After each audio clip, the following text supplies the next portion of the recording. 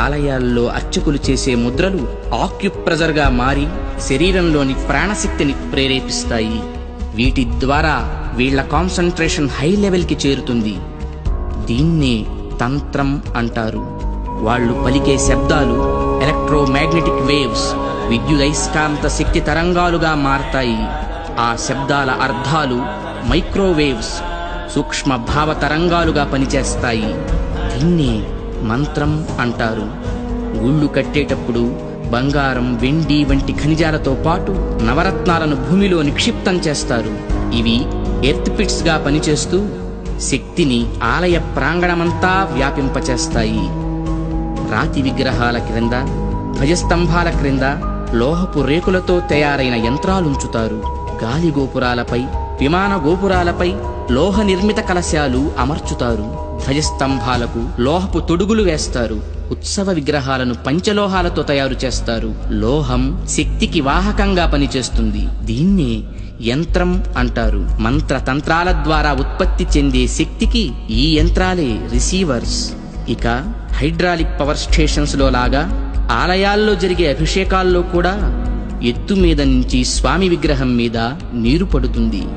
దానివల్ల potential energy kinetic ఎనర్జీగా మారుతుంది. ఇలా మంత్ర తంత్ర యంత్ర ప్రక్రియలతో విశ్వవ్యాప్తంగా ఉన్న ఇంటర్నల్ ఎనర్జీని రిసీవ్ చేసుకొని అందరికీ అందించే కాస్మిక్ పవర్ స్టేషన్స్ మన ఆలయాలు. ఈ జనరేటర్ నుండి ఉత్పత్తి అయిన విద్యుత్తు ట్రాన్స్మిషన్స్ ద్వారా టెర్మినల్ స్టేషన్ కి చేరి అక్కడి నుండి సబ్ ట్రాన్స్మిషన్స్ ద్వారా ఎలక్ట్రిక్ పోల్స్ సాయంతో లో వోల్టేజ్ ఇళ్లకు, హై వోల్టేజ్ ఫ్యాక్టరీలకు అందుతుంది.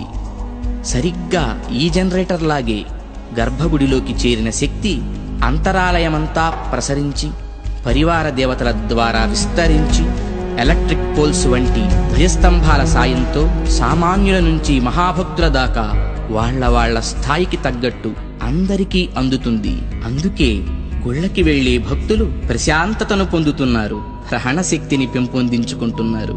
ఆ శక్తితోనే సమస్యలను పోగొట్టుకోగలుగుతున్నారు.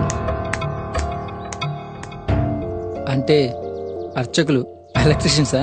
యా. అంటే మీరు చదివింది సైన్సా? Common sense. అందుకే గుండె పని చేస్తున్నంత కాలం దేహం బాగుంటుంది, గుడి పని చేస్తున్నంత వరకు దేశం బాగుంటుంది.